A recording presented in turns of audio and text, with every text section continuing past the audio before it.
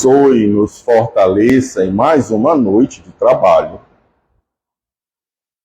Problemas inconvenientes acontecem, mas nós vamos superá-los.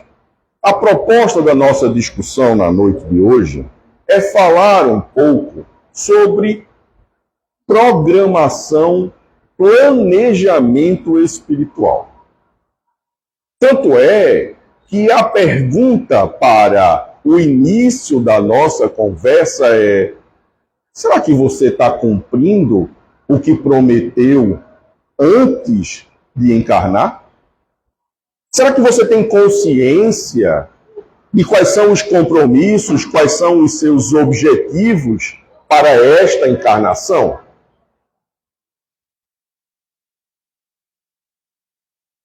E o ponto de partida é o quanto você compreende o conceito de programação espiritual. O quanto você entende como deve se dar o conceito de planejamento e programação espiritual. Você tem uma ideia do que deve ser isso?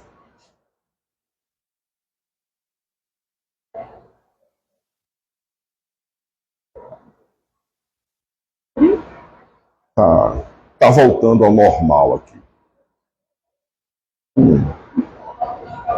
Deixa ele voltar ao normal, não tem problema.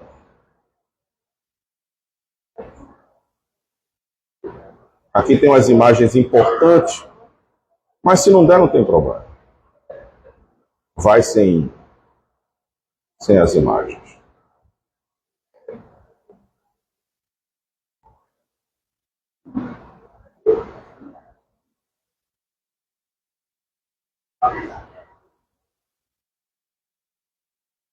Será que a programação espiritual, ela diz respeito a como você se organiza para viver na matéria?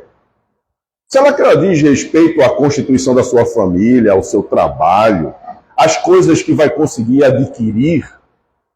Será que o planejamento espiritual está focado nisso?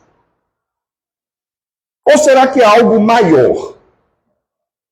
Será que o objetivo do planejamento espiritual transcende um pouco a ideia conectada à matéria?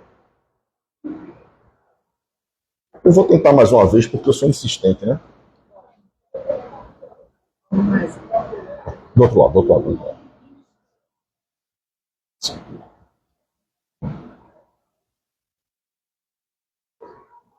Sou brasileiro, né? Brasileiro não desiste nunca.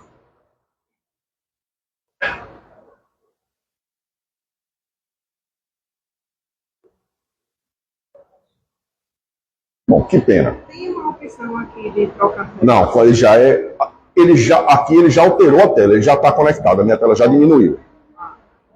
Ele muda automaticamente aqui. Então, se não está passando aqui, é porque não está passando informação para lá.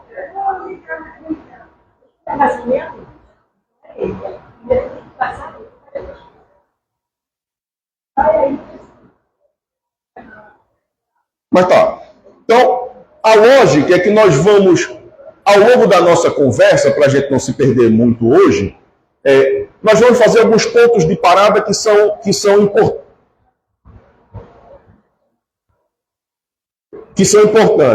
Então, eu tinha uma imagem, e aí vocês vão ter que me ajudar, porque vou ter que abstrair e lembrar agora. Uma imagem linda, belíssima, da abóbada da Capela Sistina. E eu queria trazer esse símbolo, vocês talvez recordem, onde o homem toca, ou quase toca com o dedo, Deus. Vocês lembram dessa imagem? Tem o homem e Deus tocando levemente os dedos, assim. E a provocação que eu queria com essa imagem é trazer uma realidade que, infelizmente, ainda nos assola, que é o fato de que nós continuamos ainda percebendo a Deus como uma figura humana. Ainda é um Deus humano. E aí, qual é o problema, né? Por que a gente, vendo esse Deus corporal, materializado fisicamente, teria algum problema? É porque nós continuamos vendo Deus como se ele fosse um ser com braços, pernas, boca, nariz. E mais, né, nós criamos uma condição onde Deus está sentado num altar, numa cadeira, num trono, como se fosse uma espécie de senhor feudal. E trouxemos ainda características psicológicas e emocionais, porque é um Deus bravo, é um Deus irritado, é um Deus vingativo. Que se movimenta ao sabor de paixões humanas. E aí, senhores, um ponto importante é que essa ideia de um Deus humano, com essas características humanas, não é uma visão na exceção do encarnado.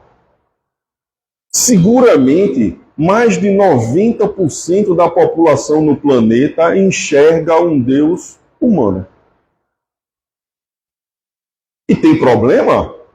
Tem. Tem um problema de perspectiva. Quando você traz a figura do Criador nesta condição humana, há uma questão importante de perspectiva, que é o que eu quero começar a discutir a partir de agora. Para isso, nós vamos dividir a linha de pensamento em dois caminhos distintos para fazer uma abordagem. A primeira abordagem que eu quero colocar aqui é a relação ou interconexão entre o Criador e a sua criação. Então, nós vamos relembrar dos elementos gerais do universo. Você relembra? Existem 3 elementos gerais no universo: Deus, Espírito e o fluido cósmico universal. Deus cria incessantemente Espírito e fluido cósmico universal. E o Espírito atua em cocriação com Deus para modificar as qualidades do fluido cósmico universal e desenvolver os diferentes tipos de elemento material no universo. Deu para entender isso? Todo mundo ok? Tudo bem? Então, o fluido cósmico universal é uma criação divina que serve de ponte para o Espírito atuar sobre os elementos, os diferentes tipos de elementos materiais. Bom, há um trecho muito interessante na Gênese, onde Kardec se utiliza da ideia do fluido cósmico universal para expressar essa relação. Está lá no item 24 do capítulo 2. Kardec diz assim, falando sobre Deus e sobre como há essa interconexão. Que assim ocorra ou não com o pensamento de Deus, ou seja, Kardec diz que a linha de pensamento é válida, mas pode ser utilizada como uma abstração. Quer dizer que ele atue diretamente ou por intermédio de um fluido para facilidade de nossa inteligência, representemo-lo sob a forma concreta de um fluido inteligente, preenchendo todo o universo infinito, penetrando todas as partes da criação. A natureza inteira está mergulhada no fluido divino. Ora, tudo está submetido à sua ação inteligente, à sua providência, à sua solicitude. Kardec traz uma ideia interessante. Kardec apresenta o pensamento divino escoando no fluido cósmico universal, e isso faz com que todas as coisas estejam mergulhadas nele. Esse pensamento não está só em Kardec, não. Nas Escrituras também está. Vejamos o que diz Paulo de Tarso em Atos dos Apóstolos. Ele usa a seguinte expressão: em Deus nos movemos e existimos como peixes no oceano. A ideia é muito semelhante. A ideia de que tudo está mergulhado em Deus, no pensamento divino. E quais são as consequências? Onde é que isso vai nos levar? A dois desdobramentos objetivos. Dois desdobramentos. Se o fluido cósmico universal é um veículo da manifestação do pensamento divino, se tudo está mergulhado nele, se ele é um reflexo da consciência divina, significa que não existe nada fora de Deus. Tudo está em Deus.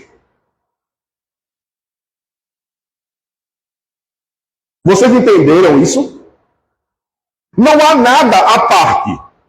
Não há nada que por um momento ou por uma circunstância possa estar fora do Criador.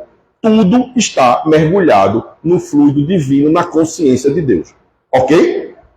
E o segundo é que, se nós estamos permanentemente mergulhados na consciência divina, significa que Deus está sempre conosco, em todos os momentos da nossa trajetória evolutiva. Há uma impossibilidade de que Deus se afaste de você. Porque você transita em Deus. Você entende as consequências disso? Qual é o desdobramento disso a partir desse entendimento? Você nunca, jamais, em nenhuma circunstância esteve só, porque você sempre se movimentou em Deus. Toda a sua vida, toda a sua trajetória, toda a sua história, todas as suas vontades, todas as suas necessidades, todos os seus desejos, todas as suas escolhas foram realizados em Deus. Você percebe? A partir disso, você começa a entender que este conceito não se limita ao planeta em que nós vivemos, porque o fluido do pensamento divino está em todo o universo, em toda a criação. O que significa que nós temos agora um mundo sem fronteiras. Porque tudo está em Deus. Nós e todos os outros espíritos na criação. Toda a obra da criação está literalmente interconectada a partir do pensamento divino.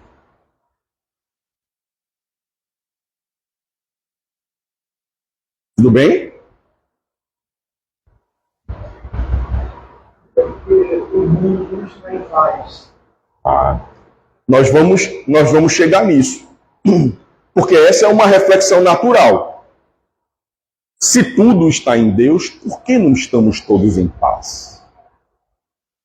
Antes disso, eu queria trazer para você uma reflexão sobre um trecho do Evangelho na passagem que vocês devem conhecer muito bem, porque é uma parábola muito conhecida, a parábola do bom samaritano. Todo mundo conhece? Engraçado. Você já percebeu que tem um ator na parábola do bom samaritano que não está qualificado?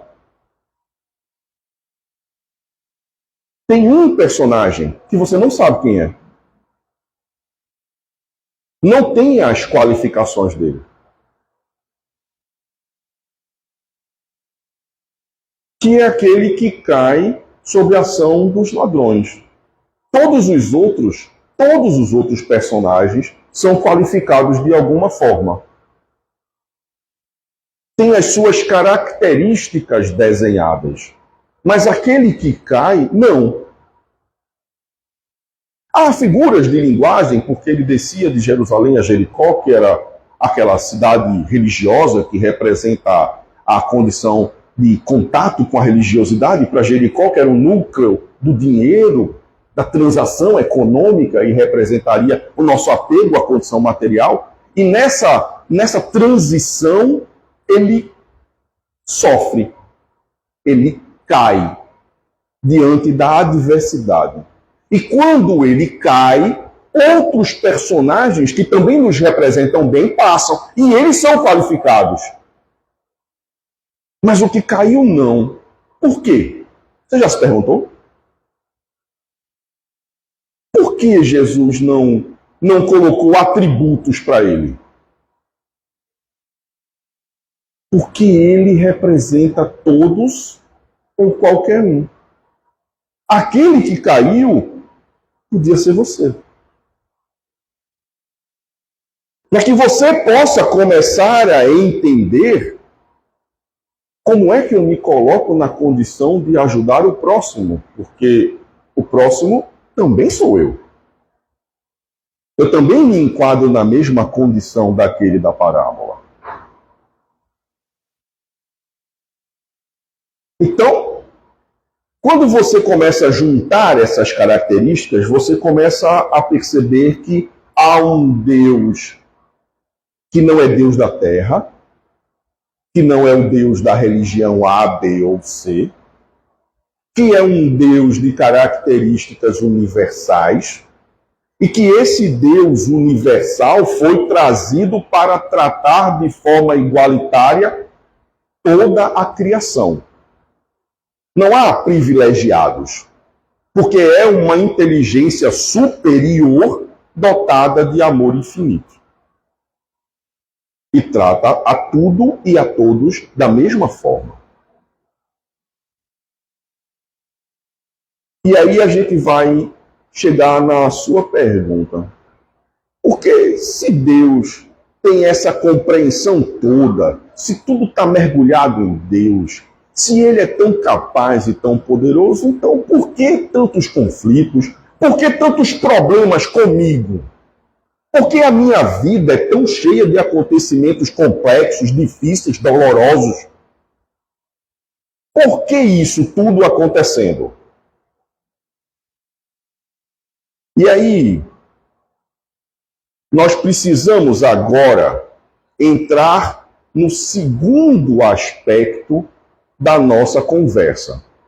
Já que nós qualificamos a condição em que isso acontece, a figura do Criador e como ele nos percebe e se relaciona conosco, o segundo elemento dessa conversa é falar um pouquinho dos atributos de Deus para poder entender como estas outras questões vão acontecer no curso da nossa jornada evolutiva. E aí vamos discutir os atributos da divindade. Você vai encontrar um trecho sobre isso falando no item 19 do capítulo 2 da Gênese e no item 13 do capítulo 1 e o Livro dos Espíritos. Eu separei um trecho aqui da gente para a gente dar uma conversada. Porque é um trecho muito pequeno e fala muito bem sobre isso e às vezes você passa desapercebido do que é que está sendo tratado. Então, diz assim: Deus é, pois, a inteligência suprema e soberana. É único, eterno, imutável, imaterial, onipotente, soberanamente justo e bom, infinito em todas as perfeições e não pode ser diverso disso. Kardec traz apenas o que é imprescindível para que este conceito prevaleça como o Criador. Se você tirar uma dessas qualidades, não tem mais condição de continuar sendo a figura do Criador. Então tem que ter, no mínimo, essas condições. Mas deve ter muito mais que essas. E aí, a nossa reflexão tem que avançar para o primeiro ponto dessa chave, que parece uma tolice, que é o fato de Deus ser imaterial. E aí começam nossos primeiros desafios. Porque nós temos imensa dificuldade em trabalhar tudo aquilo que não nos impressiona os sentidos. Tudo que é imaterial, que não é palpável, é difícil de ser percebido e absorvido por nós. É como se não existisse e começa a criar um conflito. Eu quero acreditar em Deus, mas é difícil acreditar em algo que eu não posso ver, que eu não posso tocar, que não se relaciona fisicamente comigo. Então, a criatura sente dificuldade de interiorizar o conceito da existência divina. Esse é um ponto importante, porque isso nos constrange.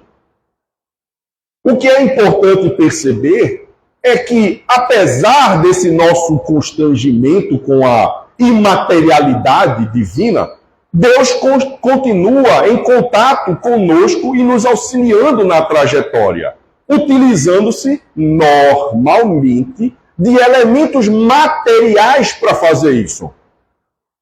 Ele usa o próprio homem para atuar junto ao seu igual, ajudando. E há até uma piada muito engraçada, me permitam aqui a pequena janelinha, que é a de um homem que ia para uma entrevista de emprego, muito importante, estava há bastante tempo desempregado, e aí ele, quando vai chegar para fazer a entrevista, procura estacionar e não tem vaga.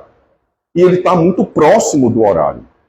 E aí ele começa a ficar angustiado, começa a dar voltas e voltas e voltas e voltas. E aí daqui a pouco ele faz assim, meu Deus, me ajude. Porque essa entrevista é muito importante para a minha vida. Eu preciso de ajuda. Quando ele termina de falar, um carro que estava estacionado na frente dele sai. E aí ele simplesmente diz assim, não precisa mais não, já achei uma vaga. Obrigado. Você entende? Porque essa imaterialidade dificulta a nossa relação. E você, muitas vezes, não se apercebe da presença de Deus na sua vida. Porque sua ação, por ser imaterial, é mais sutil. É alguém que você encontra e começa a conversar e daqui a pouco te ajuda. É uma ideia que surge na tua cabeça e te leva a descobrir coisas que vão te ajudar no que você está precisando. E essas situações vão acontecendo com um nível de sutileza que muitas vezes não associamos à providência divina, mas que refletem a ação da divindade para conosco. A outra questão, e é muito importante, é que Deus é imutável. Nossa, isso dá uma dificuldade de explicar. Porque nós estamos associados a uma dimensão que nos prende absurdamente, nos limita, que é o tempo. E Deus existe fora do tempo. Isso é difícil de entender. Deus já é perfeito de sempre. Como ele tem todas as perfeições e existe fora do tempo, ele não melhora. Porque não há o que melhorar. Ele já é perfeito em tudo. Então não tem nenhum avanço das condições de Deus. Quando ele começou a criar, era tão perfeito quanto é hoje. Toda a estrutura lógica do que Deus faz expressa a perfeição que lhe é característica. Você entendeu? Vocês estão meio assim, com os olhos... Tá tudo bem? Tinha uns desenhinhos que ia amenizando, mas aí, infelizmente, vocês vão ter que olhar só para mim. Eu peço perdão por isso. Mas...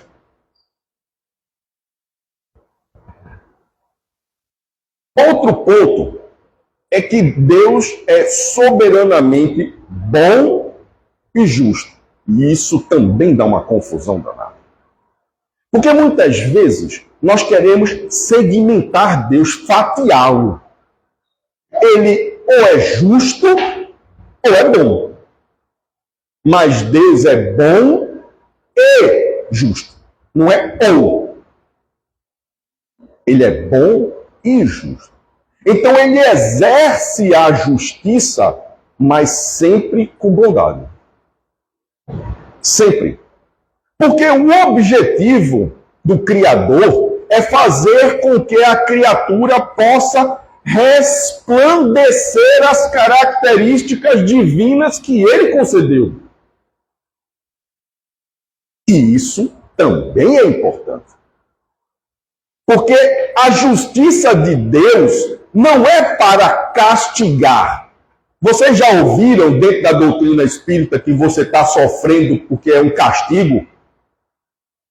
Não tem castigo. Não existe castigo.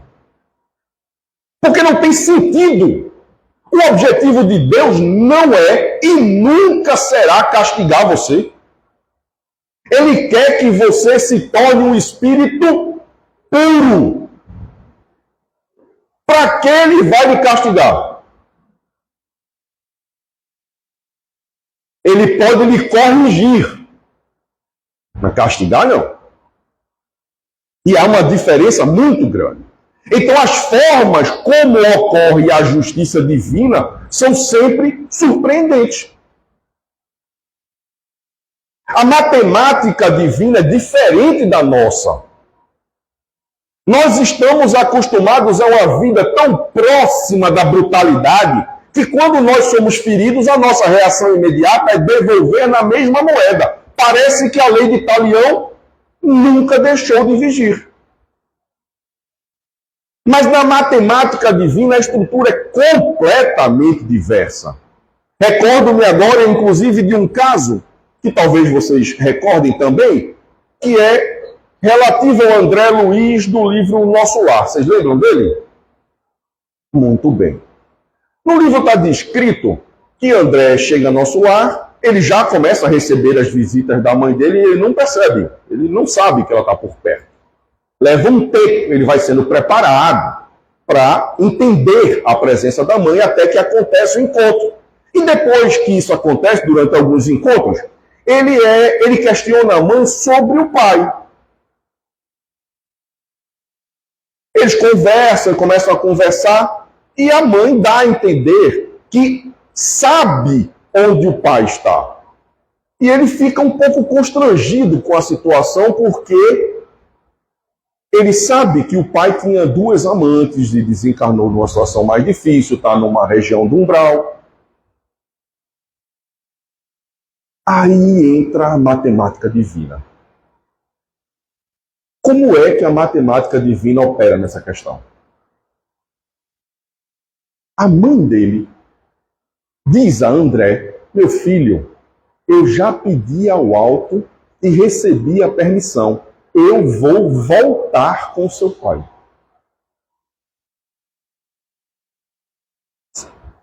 Casado? Sim, meu filho. E as amantes? Nós vamos recebê-las como filhas. E o nosso desafio será, durante a fase de desenvolvimento, ajudar a corrigir nela aquilo que ele ajudou a desvirtuar. É assim que a matemática divina acontece. Não é com punição. Quando você gera uma energia destrutiva, a correção é gerar uma energia construtiva que seja equivalente àquilo que você fez. O sofrimento é opcional. Talvez a gente fale mais disso algum outro dia. Mas guarda isso na tua cabeça, porque essa é a realidade. E por fim, nós voltamos à primeira frase que diz que Deus é a inteligência suprema e soberana. Isso significa, e é importante nós entendermos, que não existe nenhuma inteligência superior à inteligência de Deus. E por isso, o homem tem muita dificuldade em alcançar a forma como a inteligência de Deus programa a existência e o desenvolvimento.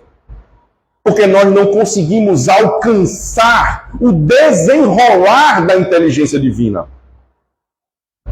E isso nos constrange também. Afinal de contas, é muito bom pensar que nós somos os únicos seres do universo e muito inteligentes. Entender que a inteligência divina é infinitamente superior à nossa é bem difícil de engolir. O nosso orgulho não permite. Ok? Bom, aqui tinha até uma brincadeirinha dizendo assim, você entendeu agora? Deu para chegar? Chegou mais ou menos? Agora estamos situados? Então, os atributos, a forma como nós podemos desenrolar o pensamento, numa frase única que estava lá no livro da Gênesis, faz com que nós percebamos condições de atuação da consciência divina de maneira inusitada. E isso, às vezes, é difícil da gente entender, de mergulhar e perceber todas as suas nuances. Mas o bom é que para nos relacionarmos com Deus, eu não preciso entendê-lo em sua plenitude. Me basta senti-lo, sentir a presença dele.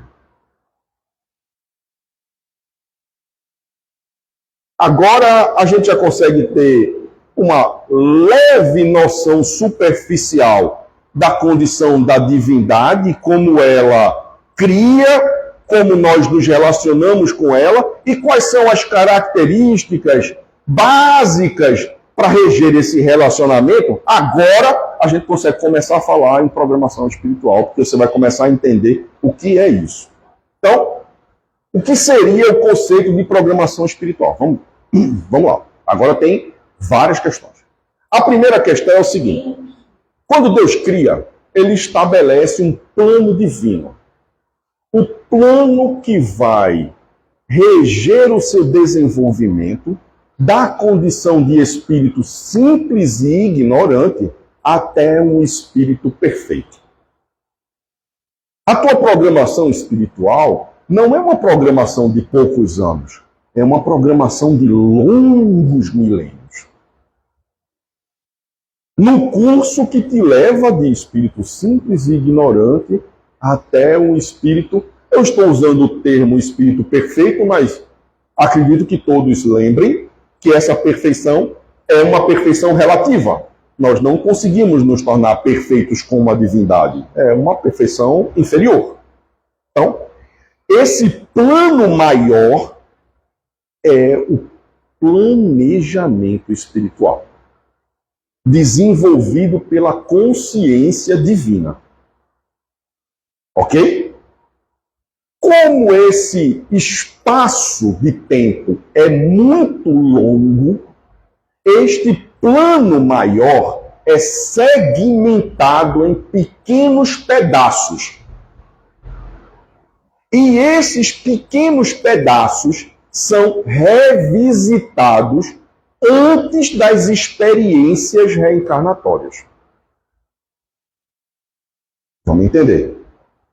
Por que o plano é um só? Porque você só tem uma vida. Certo? Como você só tem uma vida, o plano é um só. Que acompanha você na sua trajetória de vida. Você tem várias experiências reencarnatórias, mas a vida é uma só. Ela começa no momento que Deus te criou e não acaba mais. Então você não deixa de estar vivo. Isso não vai acontecer. Porque você é imortal. Certo? O que acontece é que, para esse plano maior ser mais facilmente trabalhado, já que Deus utiliza semelhantes nossos para nos ajudar na trajetória, ele precisa ser segmentado dentro de unidades temporais de acordo com o pensamento e a estrutura psicológica de quem vai nos ajudar. Senão ele não consegue, ele não vai nem compreender as relações daquele plano. E aí não vai conseguir te ajudar.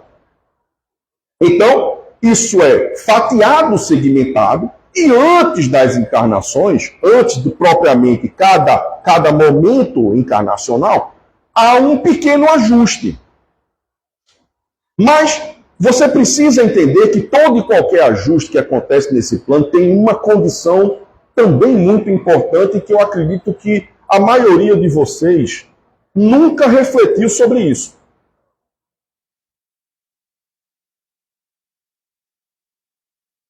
Você entende que nós somos imortais, sim ou não? Quanto tempo demora isso?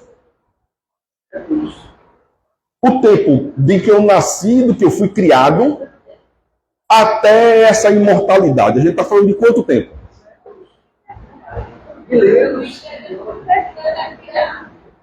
É infinito. Certo? Isso é importante. Isso é importante. Porque não tem fim. Não tem fim. Eu não vou... Minha existência não tem fim. Tudo bem? Do momento em que nós fomos criados até a condição de chegar na fronteira do Homo sapiens, nós percorremos algo em torno aí de 4 bilhões de anos, 3 bilhões de anos. Andamos muito. Nós vamos nos tornar, parece muito, não é? Não parece muito? Nós vamos nos tornar espíritos puros, sim ou não? Sim. Vai demorar um pouco, não vai? Esse tempo que teve, desde o momento que eu fui criado até me tornar espírito puro, é maior ou menor do que o infinito?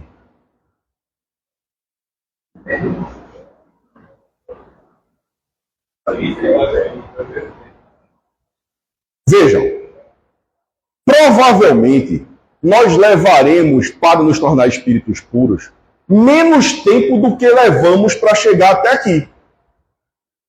Provavelmente. Claro que tem uns rebeldezinhos que vão tentar contradizer o que eu estou dizendo. E vão se esforçar bastante. E talvez andem circulando no caminho um pouco mais de tempo.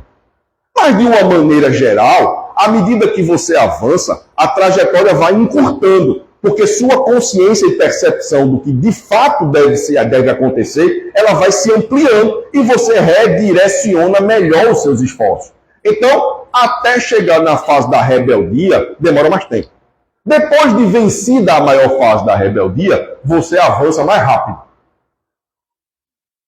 Vamos dizer que nós coloquemos o dobro ou um pouco mais. Vou arredondar esse momento da criação para 5 bilhões de anos. E aí nós teríamos mais uns 10 bilhões de anos para frente. Daria uns 15 bilhões de anos. Muito tempo, não é muito tempo? Mas 15 bilhões de anos para nos tornarmos espíritos puros, comparado com o infinito, é muito ou é pouco? Parece uma bobagem, mas não é. Deus criou você para viver como espírito puro.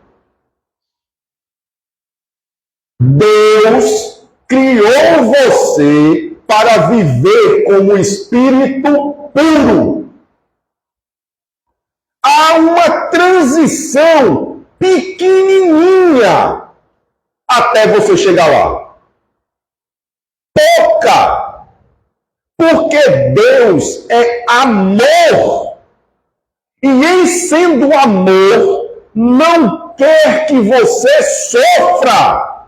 Ele quer que você desperte.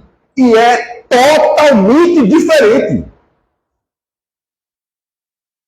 Você vai andar nessa jornada evolutiva e vai enfrentar alguns transtornos por curto espaço de tempo.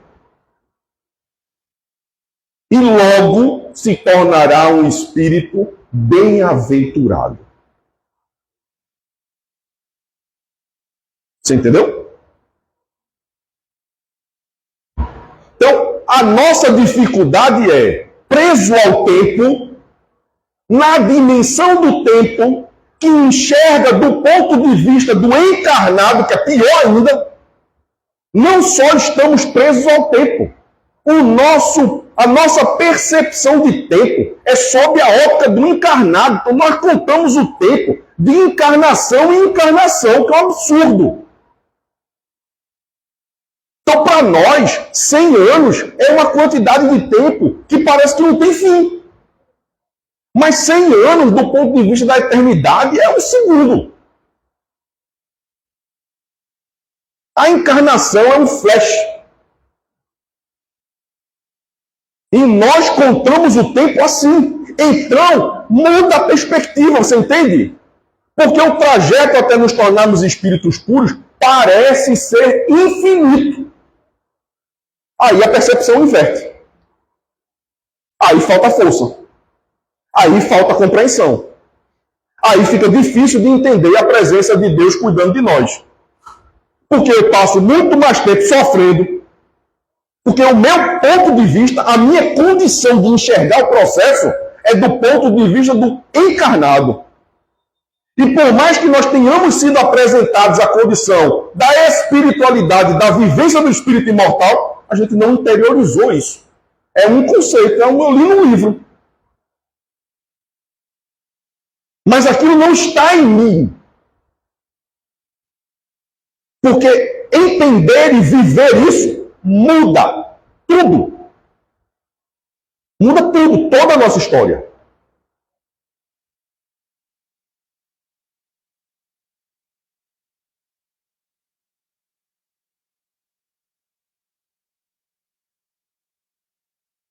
Mas há um problema. Porque planejar é uma coisa. Está faltando um agente. Porque o plano está traçado, definido, vai tirar você da condição de espírito simples e ignorante e levar você a um espírito bem-aventurado, mas está faltando só um detalhe pouco. Que é você. Porque você tem parte no processo. Você faz escolhas. E as suas escolhas, às vezes, requerem redirecionamento de rota. Então, você também precisa entender que o processo de evolução ocorre através das escolhas e que este processo não é linear. Porque as pessoas muitas vezes acham que isso é como se fosse uma linha. E que muitas vezes eu vou só bater daqui para ali, eu volto para cá e eu giro para lá. Mas ele não é assim, ele não é plano. Ele é tridimensional. Ele é uma teia. Uma teia. Então, à medida que você faz uma escolha, se abre um leque de opções. Um leque. Você pode nem ter consciência do leque de opções. E só enxergar 2, 3, as infinitas opções que tem. E aí você vai escolhendo à medida que a sua percepção permite. E a cada nova escolha vai surgindo um novo leque de opções. E embora você tenha um plano macro traçado, de forma muito pontual, você pode fazer leves desvios nesse plano. E esses desvios podem necessitar ajustamento de rota, replanejamento. É a ação do seu livre arbítrio.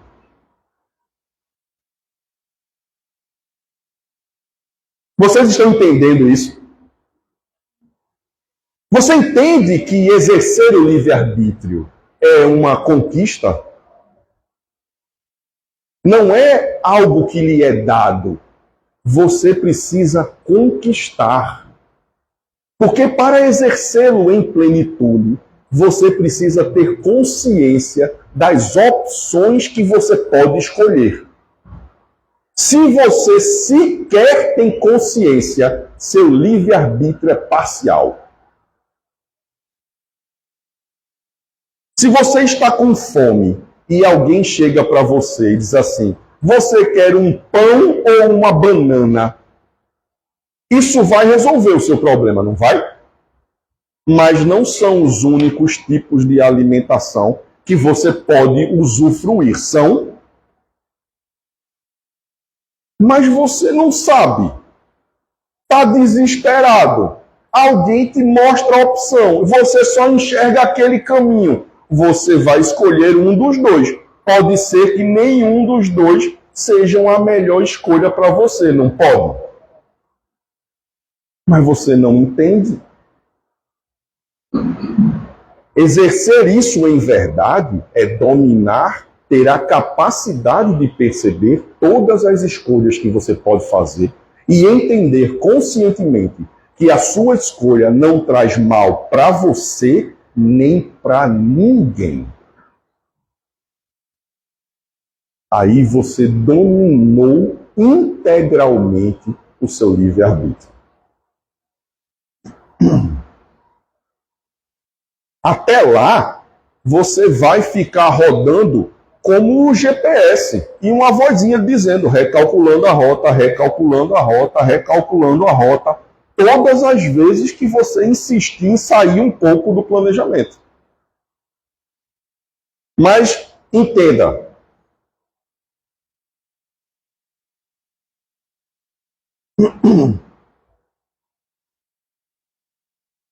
imagina, por exercício, que nós pudéssemos abrir aqui o leque da história de cada um de vocês. E fosse possível criar uma relação aqui com tudo que você experienciou, tudo que você vivenciou. Você começaria a perceber que mesmo com esse monte de recalculando rota, mesmo com todos os momentos de sofrimento, tem pontos da jornada que você nunca tinha percebido. E esses pontos representam a interferência divina te ajudando a aliviar um pouco o peso da jornada.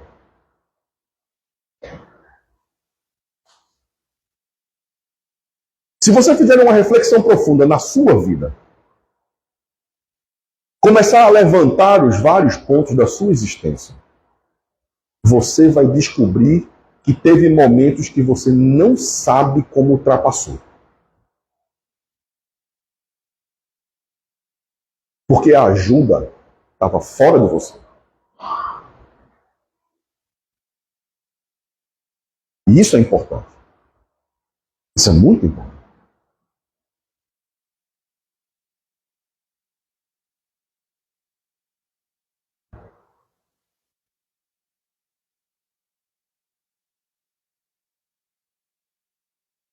Os momentos difíceis, eles acontecem em decorrência da nossa fragilidade, né? Eu coloquei um texto aqui que eu achei interessante, né? Porque o problema é que nós assumimos compromissos, mas não executamos. Nós nos unimos às pessoas, mas temos o hábito de as abandonar.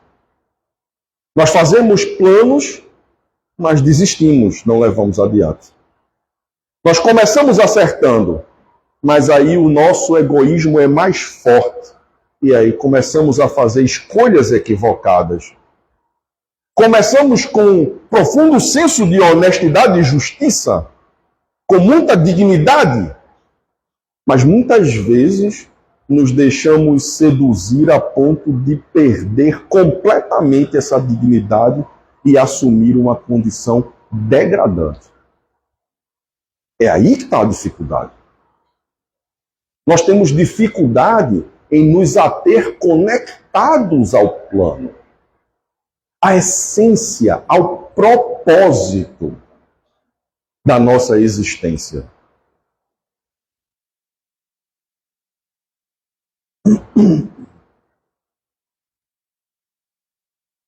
Esses abandonos são tão frequentes e tão intensos que mesmo com a ação dos amigos espirituais, que nos ajudam, conversam conosco, Muitas vezes nós somos tirados do corpo físico para uma conversa de pé de ouvido. Às vezes uma conversa dura. Porque estamos nos desviando do caminho. E isso pode acarretar problemas futuros. Mas mesmo assim, mesmo com este nível de interferência, muitas vezes as nossas escolhas são tão irresponsáveis que colocam a perder todo o nosso processo do planejamento encarnatório de uma encarnação. E tão grave que isso se torna. Isso gera quebras, problemas e consequências graves. Mas eu quero que você entenda. Se você entender pelo menos uma parte do que nós temos até aqui, você já percebeu que, como Deus é amor, aquela essência de amor divino, planejando a tua encarnação, não planejou que uma mãe abandone o filho. Não planejou que você tire a vida do outro. Não planejou a destruição das pessoas. Isso não está planejado. Ah, está no meu programa. Não está no seu programa, amigo. Não está no seu programa. Você criou uma energia para você que faz com que você tenha necessidade de dissipá-la. Mas existem muitas formas de dissipá-la. Se você optar por isso, aí vai ser tomado como uma ação emergencial o direcionamento para alguém que necessite daquele aprendizado. Mas o planejamento não é feito para nos constranger com a dor. Não é feito para isso. Porque essa necessidade simplesmente não existe.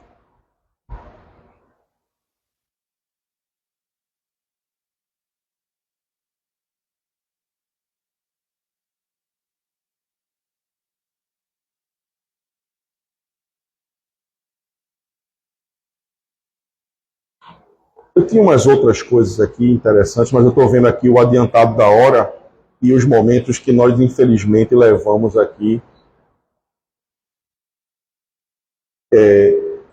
Eu queria fazer alguns destaques para nos conduzirmos aqui ao final e ao encerramento disso. Paulo de Tarso traz uma ideia interessante. Ele, na carta aos Gálatas, ele faz referência a dois elementos que são importantes. Ele cita nessa carta as obras de carne e cita o fruto do Espírito. Quando ele fala das obras da carne, ele está falando das imperfeições humanas, dos diversos problemas que nós temos. E quando ele cita o fruto do Espírito, ele fala no singular. E eu queria trazer uma reflexão sobre isso, porque esse fruto representa a essência da presença divina em nós. Se nós pudéssemos fazer um paralelo para entender como isso é grandioso, imagine uma fruta. É fácil, é simples você abrir uma fruta qualquer, por mais simples que ela seja, uma laranja, uma maçã. Você cortá-la e identificar rapidamente a semente. Não é possível? Agora tenta fazer isso com a semente. Quando você corta uma semente, quantos frutos tem dentro dela? Porque a presença divina em nós é uma semente.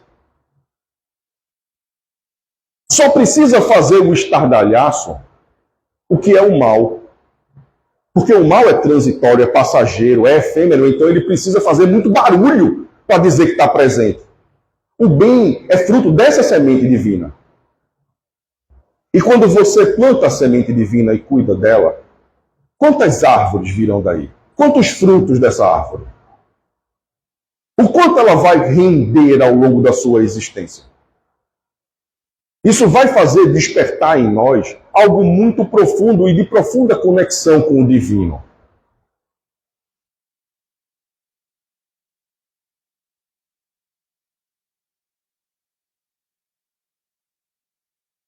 Quando você conecta todo esse pensamento, você chega a uma conclusão importante. Se nós tivéssemos a possibilidade, a coragem de enfrentar os nossos desafios para o cumprimento da nossa programação espiritual, conforme ela foi estabelecida, não haveria necessidade de tanto sofrimento. Nós teríamos provas, mas não as dores pungentes da expiação, que é o que mais nos maltrata. Então, meus queridos, para encerrar, eu queria deixar o conceito de que o plano divino nos colocou exatamente onde nós precisávamos estar. Colocou ao nosso redor as pessoas que precisavam interagir conosco, trazer as ideias e a oxigenação para nos impulsionar no compromisso que nós assumimos. O que nós precisamos é nos tornar um pouco mais dóceis a essa mensagem, ter um pouco mais de olhos de ver e ouvidos de ouvir para perceber a presença divina nos ajudando a vivenciar a programação espiritual que nos foi traçada. Que Deus, em sua infinita misericórdia, nos abençoe e nos ampare para a conquista verdadeira do que nós planejamos no rumo de nos tornarmos todos espíritos bem-aventurados. Muita paz a todos.